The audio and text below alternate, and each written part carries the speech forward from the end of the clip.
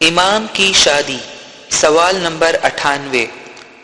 کیا یہ بات درست ہے جو بعض لوگ کہتے ہیں کہ امام برحق کسی اسماعیلی لڑکی سے اس لیے شادی نہیں کرتے ہیں کہ مریدی کی لڑکیاں آپ کی روحانی بیٹیوں کی حیثیت رکھتی ہیں اور کسی رہنما کو اپنی روحانی بیٹی سے شادی نہیں کرنی چاہیے؟ جواب: یہ بات قطعاً غلط ہے اور اس کو حقیقت سے دور کا بھی واسطہ نہیں جو مانا جائے کہ امام علیہ السلام کو اسماعیلی لڑکی سے نکاح جائز نہیں۔ اگر کوئی شخص اس مسئلے کو مکمل وضاحت کے ساتھ جاننا چاہتا ہے تو وہ اسماعیلی فقہ کی کتاب دعائم الاسلام کے باب نکاح کو دیکھے، نیز سنت رسول مقبول اور ائمہ طاہرین علیہم السلام کے مجموعی کردار پر نظر ڈالے تاکہ اس معاملے سے متعلق بنیادی باتوں کا علم ہو سکے۔ یہاں سب سے پہلے یہ جاننا ضروری ہے کہ اسلام میں نکاح اور حلال کا ایک دائرہ مقرر ہے اور اس میں ان تمام عورتوں کا ذکر ہے کہ جن میں سے کسی ایک کو نکاح کے لیے کوئی مسلمان منتخب کر سکتا ہے۔ اب اگر ایک شخص اپنی ثوابدید اور مصلحت کے مطابق دائرہ حلال کی کسی عورت سے نکاح کرتا ہے تو کوئی آدمی کس طرح یہ نظریہ قائم کر سکتا ہے کہ جس نے جو کچھ نکاح کیا بس اس کے لیے یہی کچھ حلال تھا؟ چنانچہ اگر امام برحق علیہ السلام بعض دفعہ اسماعیلی خاندانوں کو چھوڑ کر کسی اور خاندان کی لڑکی سے شادی کرتے ہیں تو یہ امام عالی مقام کی حکیمانہ مرضی اس دائرہ اختیار و انتخاب کے اندر ہے جو قانون اسلام نے مقرر کر دیا ہے، جس کا اوپر ذکر ہوا۔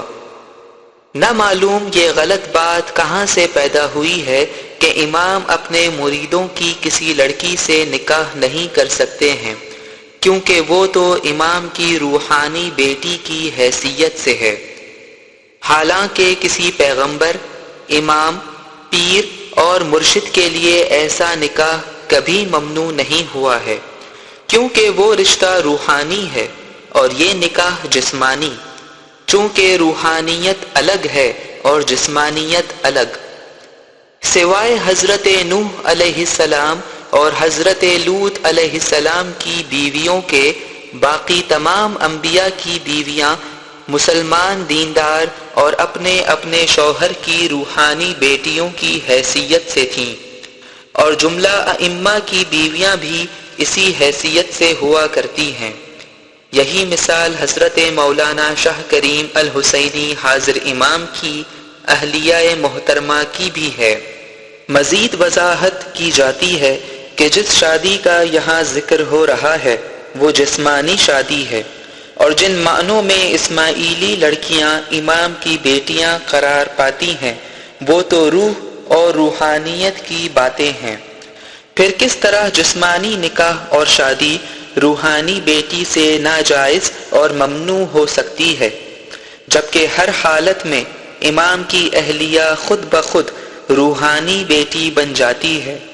اور جبکہ ہم سب کی بیویاں ہماری روحانی بہنیں ہوتی ہیں؟ کچھ لوگوں نے غلطی سے یہ سوچا ہوگا کہ جب امام کسی غیر اسماعیلی خاندان کی لڑکی سے شادی کرتے ہیں تو اس کا مقصد یہ ہے کہ امام اقدس و اطہر کی بیگم صاحبہ غیر اسماعیلی ہی رہیں، مگر یہ خیال صریحاً غلطی پر مبنی ہے، کیونکہ امام عالی وقار کی بیگم شادی سے پہلے یا بعد میں اسماعیلیت کو قبول کر لیتی ہے اور خود بخود امام برحق صلوات اللہ علیہ کی روحانی بیٹی قرار پاتی ہے۔ اور حق بات یہ ہے کہ حضرت بیگم سلیمہ صاحبہ کے بارے میں یہی عقیدہ رکھا جائے کیونکہ آپ نظریہ اسماعیلیت کے مطابق امام زمان علیہ السلام کے خاندان نورانیت میں سے ہیں۔ آن حضرت صلی اللہ علیہ وآلہ وسلم نے مولانا مرتضی علی علیہ السلام سے فرمایا: اے علی، میں اور تم مؤمنین و مؤمنات کے ماں باپ ہیں۔ رسول برحق صلی اللہ علیہ وسلم کے اس ارشاد سے ظاہر ہے کہ حضور صلی اللہ علیہ وسلم کی قابل قدر ازواج آن حضرت صلی اللہ علیہ وسلم کی روحانی بیٹیوں میں سے تھیں، اور حضرت فاطمہ زہرا علیہ السلام بھی مولا علی مشکل کشا علیہ السلام کے لیے روحانیت میں اسی حیثیت سے تھیں۔ اسی طرح ہر زمانے کے امام اور باب یعنی حجت اعظم تمام مؤمنین و مؤمنات کے ماں باپ کا درجہ رکھتے ہیں،